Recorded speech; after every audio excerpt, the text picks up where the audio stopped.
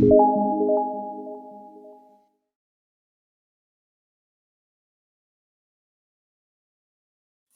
bom dia a todos. Eu queria começar por lhes colocar esta pergunta, não esperando uma resposta direta, mas que pensassem nela. Qual é que é a diferença entre ilusão e sonho? Que talvez esteja muito próximo da diferença entre desistir e resistir. Se pensarem na palavra desistir, ela começa com um D maiúsculo. E resistir começa com um R. E a diferença entre o D e o R é que o R tem mais um bocadinho, que é uma perninha que está na vertical, e uma outra perninha que está. E se pensarem nessa letra, com a perninha para a frente, isso, na realidade o que significa é que o R significa iniciar um caminho. Enquanto o D significa ficar estático, ficar ali. Eu quero vos agradecer por estarem connosco hoje, porque nós estamos aqui para celebrar o dia de hoje e as pessoas. O dia de hoje, porque se celebra o Dia Nacional das Pessoas com Esclerose Múltipla, no sentido da sensibilização para esta doença que, quando atinge a pessoa, ou quando é diagnosticada, é um embate muito forte. Depois, porque é para celebrar as pessoas que estão neste congresso e que trabalharam para este congresso. É uma equipa absolutamente maravilhosa, de colaboradores e voluntários, pessoas afetadas diretamente pela esclerose múltipla. Eu gostava só de referir que os colaboradores da SPAM não trabalham, por exemplo, ao sábado. Quando eles trabalham ao sábado, trabalham como voluntários. Portanto, são todos eles voluntários. Na SPAM não temos condições para pagar fora de horas.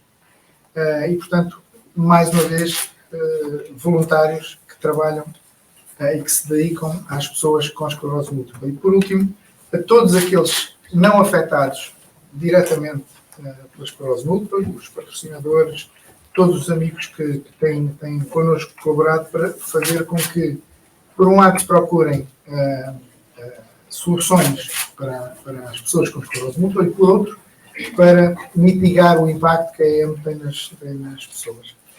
Na SPAM, não nos ficamos pelo diagnóstico, pelo D, porque sentamos as perninhas e pomos-nos ao caminho.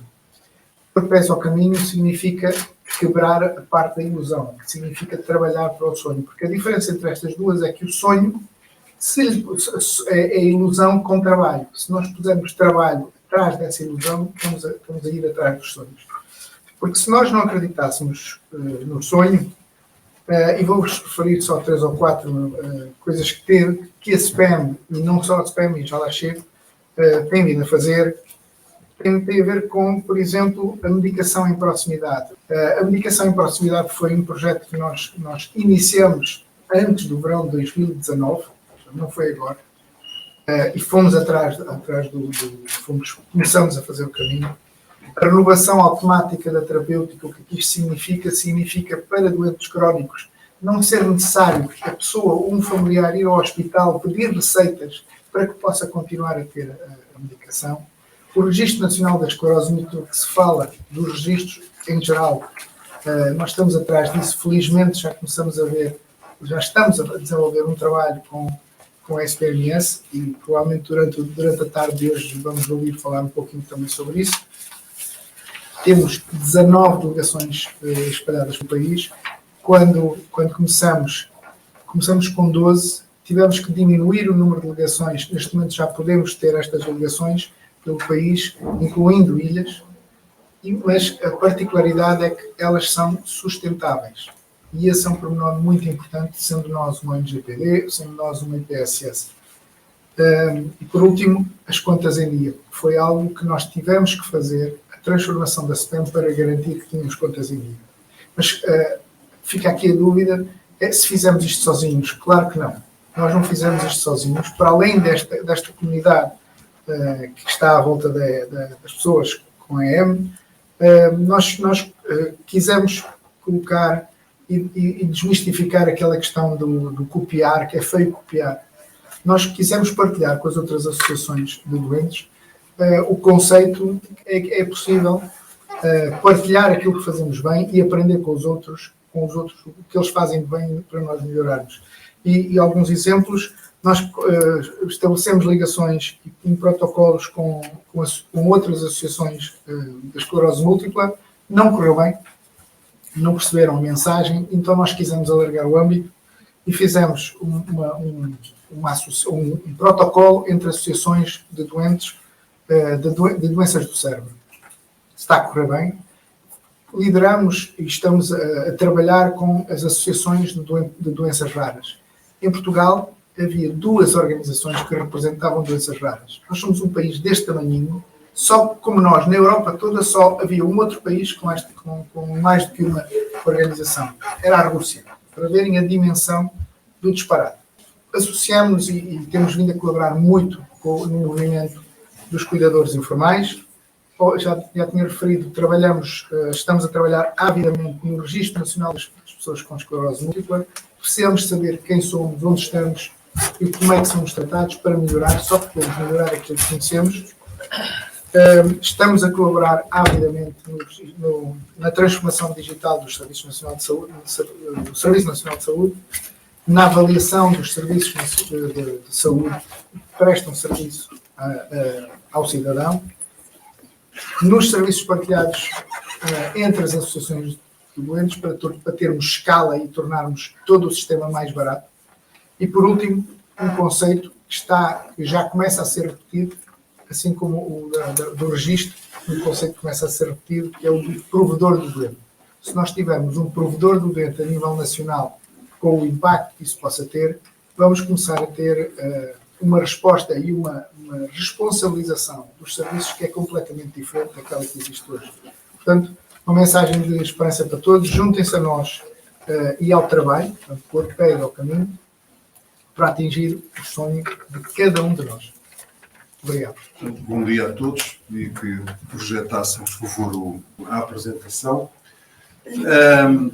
É um grande prazer estar aqui convosco, não é a primeira vez.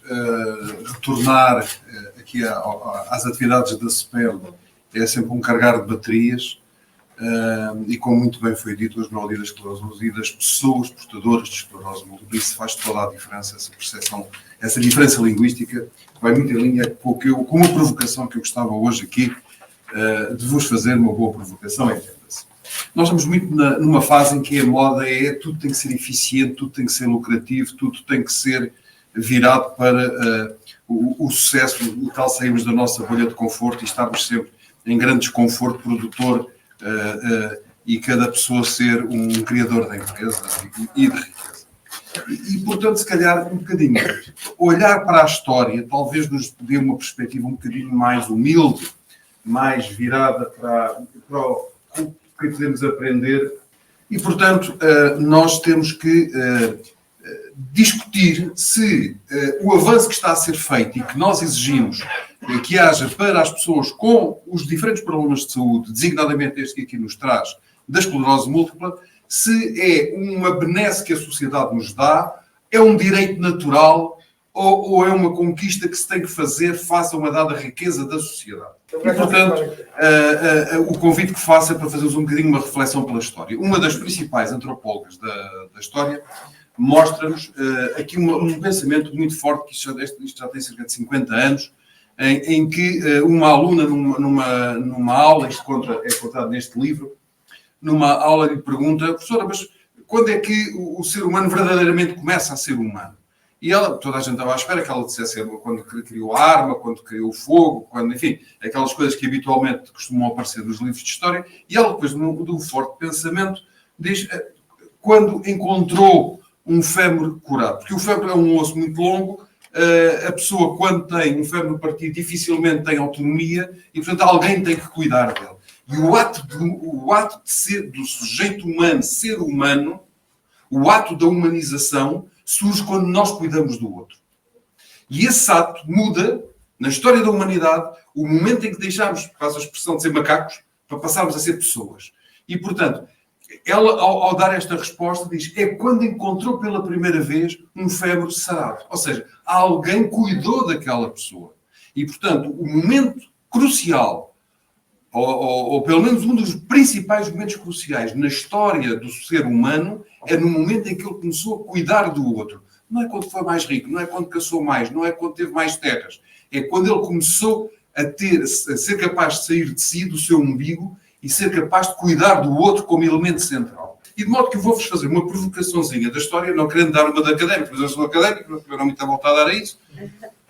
E, portanto, vamos dar aqui uma voltinha na história e gostava de vos apresentar 4 exemplos concretos arqueológicos. O caso mais antigo, que é conhecido, que é o chamado Homem de Shinadar, tem 45 mil anos. E, neste caso, é muito interessante, temos aqui a radiografia da coluna deste sujeito. Ele tinha um problema muito grave ósseo, pelo tipo de desenvolvimento da ossificação. Foi determinado que este sujeito durou até aos 50 anos. Durar até aos 50 anos há 45 mil anos é como durar até aos 100 hoje, ou mais. Não sei, mas era brutal. Nessa altura, durar até aos 50 anos. Não só tinha este grave problema ósseo, como, fruto das caças, dos acidentes e tudo mais, tinha múltiplas lesões traumáticas graves. Designadamente, faltava-lhe uma parte do crânio, onde, portanto, provavelmente terá perdido um olho, terá sido arrancado um braço, contudo, ele sobreviveu até aos 50 anos. E, portanto, é o caso mais antigo conhecido e onde uma lesão, uma sucessão de lesões muito graves, fez com que este homem, seguramente, durante muitos anos, teve alguém, se calhar, a cuidar dele em permanência, na deslocação, na alimentação, no dormir, tudo mais. Passamos a um caso italiano, um pouco mais recente, com 11.150 anos, que também durou até aos 17 anos. Nesta altura, a esperança média de vida variava entre os 18 e os 20, portanto, ele praticamente chegou à esperança de vida normal dessa época. É um caso de nanismo extremo e, portanto, ele não...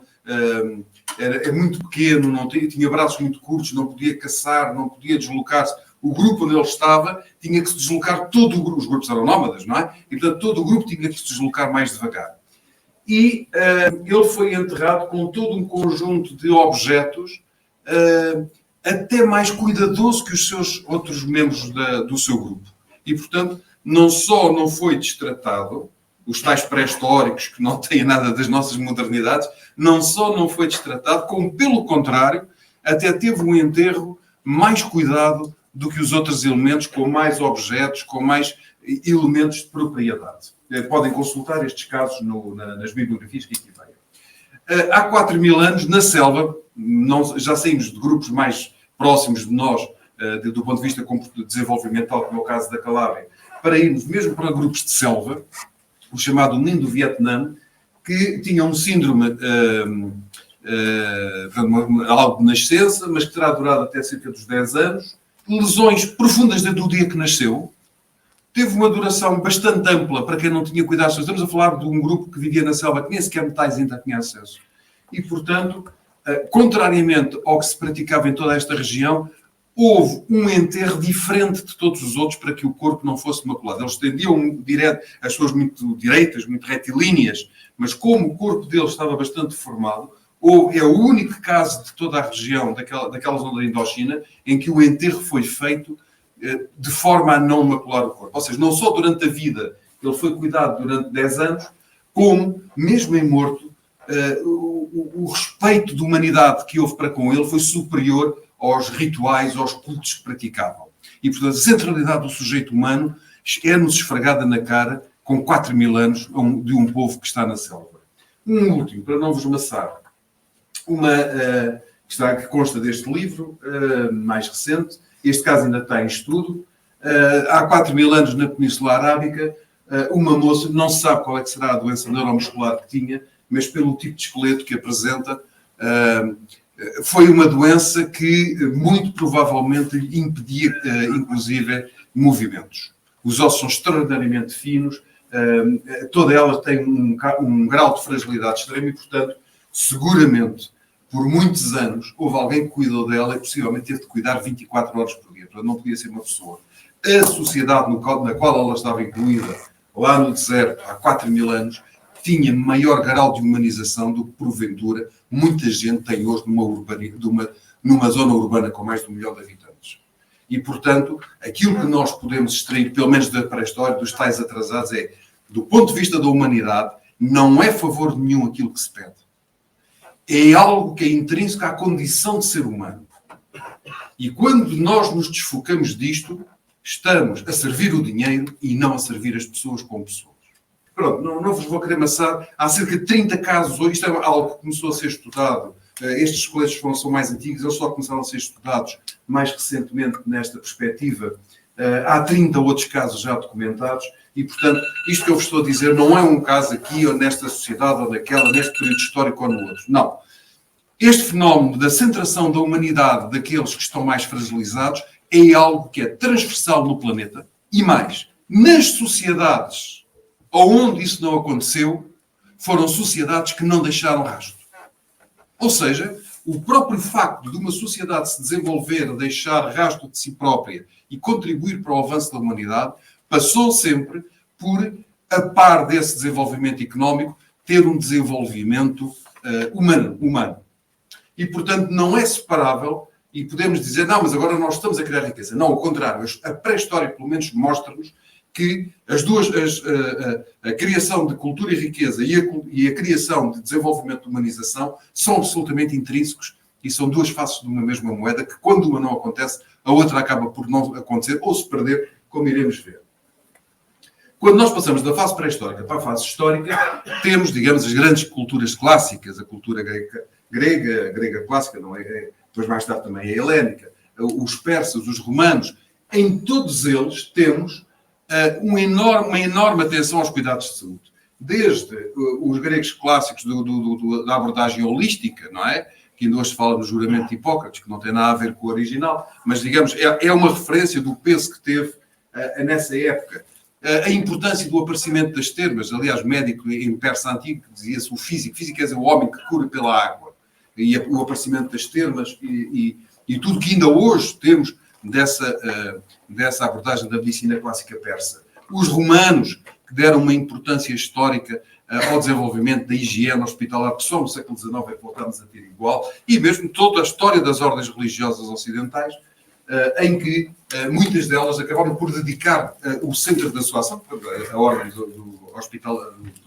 a ordem de Malta, a ordem dos hospitaleiros, enfim, muitas outras ordens tiveram atividade na área da saúde, e, portanto, é algo que continua, não só na pré-história, mas também na história. E o contrário, como eu estava a dizer, também é verdade. Por exemplo, muita gente desconhece que a eletricidade foi descoberta há 2400 anos.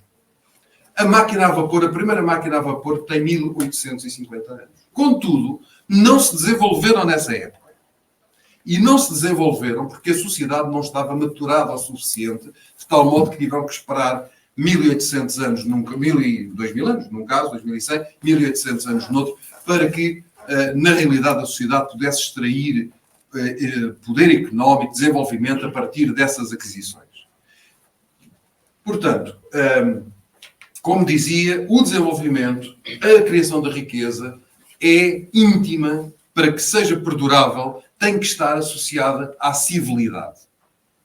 E, portanto, nós podemos, com toda a propriedade e demonstração histórica, também dizer que, ao exigirmos que a humanização dos serviços de saúde seja uma peça central, que as pessoas que são portadoras da doença A, B ou C devem ser acarinhadas e incluídas no todo social, estamos com isso a contribuir para que a própria sociedade amadureça e ela própria se torne mais rica, se torne mais desenvolvida e se torne mais equilibrada. Porque o desenvolvimento que fica para a história é sempre aquele desenvolvimento que está equilibrado e não a descoberta casuística, conforme mostrei com dois casos flagrantes, da eletricidade e da máquina a vapor, nunca é o desenvolvimento casuístico, mas é o desenvolvimento integrado, sistémico e global da sociedade.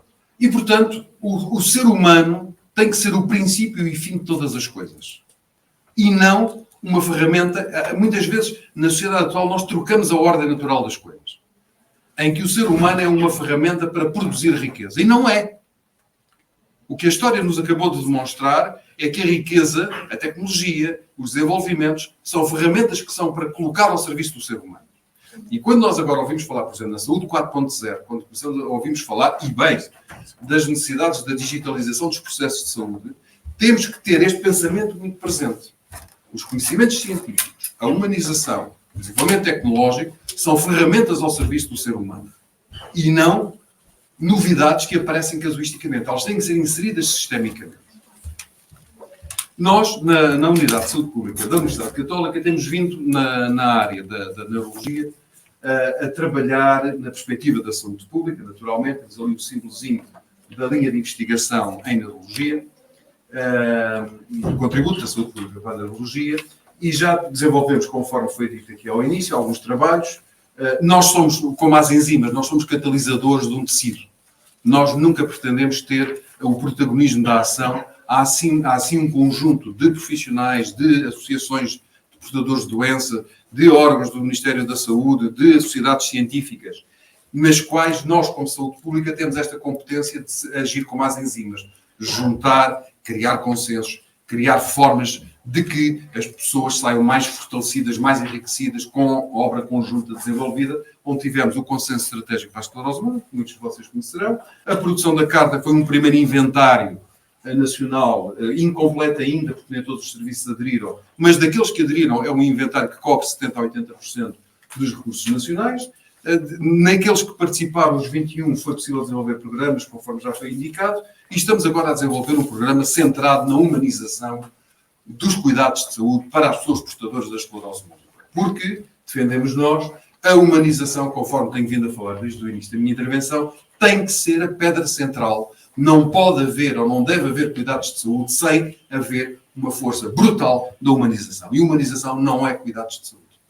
Humanização acontece quando juntamos os cuidados de saúde, os cuidados sociais, que são tão importantes quanto os cuidados de saúde, e quando isto é feito num ambiente em que tratamos as pessoas de igual para igual. Os serviços de saúde não podem ser a torre de marfim na qual o doente chega. Já não são, têm vindo a melhorar muito, mas, conforme acabamos de ouvir aqui algumas pessoas, ainda há caminho a fazer. Quando chegamos aos serviços sociais, muitas vezes ainda é pior. E então pôr a dialogar serviços sociais com serviços de saúde, às vezes é um inferno em que se anda a fazer bola ping-pong entre as duas coisas.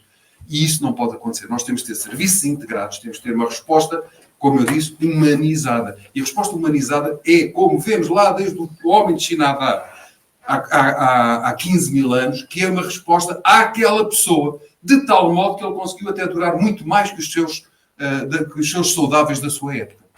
Em que é que consiste então este projeto? Um overview muito rápido.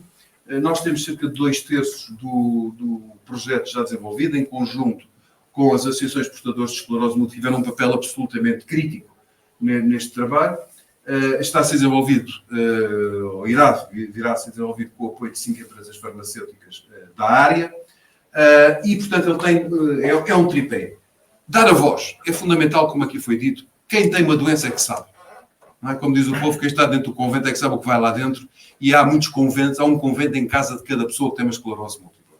É preciso ter os bons tratamentos, e nós temos tratamentos e diagnósticos e recursos em Portugal ao nível do melhor que há, profissionais de saúde fantásticos na área da esclerose múltipla, mas por muito que façam e fazem, muitas vezes não chega. Não é que não queiram fazer mais, é porque o sistema em si também joga contra os próprios profissionais de saúde. Muitas vezes são quase guerras pessoais para conseguir obter as coisas. E, portanto, não só os portadores e os familiares de quem tem esclerose múltipla têm uma guerra diária, como os próprios profissionais de saúde que lidam com a esclerose múltipla têm outra guerra diária em que estão envolvidos e que muitas vezes não conseguem fazer aquilo que queriam.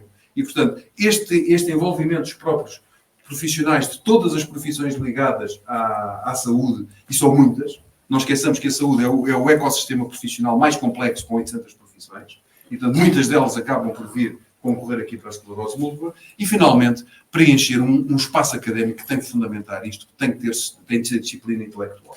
Abordar os diferentes níveis, desde como é que, na perspectiva do doente, na perspectiva do cuidador, na perspectiva do familiar, como é que eles entendem e vivem a questão dos tratamentos, como é que eles vivem a doença em si, esta realidade, um bocadinho na linha dos testemunhos que estamos a ouvir, como é que isto interfere na vida da família, múltiplas formas, e quando se é cuidador, como é que se lida com esta questão, se bem que aqui é onde nós temos mais dificuldade e menos cuidadores aceitaram, ou são familiares diretamente cuidadores, ou são outros cuidadores que tem sido extremamente difícil de lá chegar.